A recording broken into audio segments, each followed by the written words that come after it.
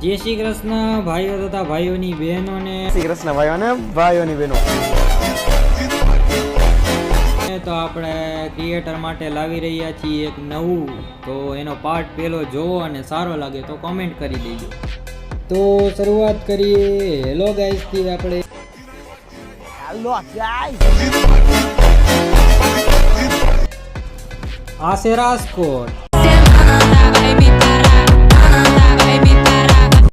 અને આ છે રાજકોટના મેડમ. આજે તો ફરવા જવાનું છે. મમ્મીએ ના પાડી. અને આ છે આપણા સત્તાવારના નેતા.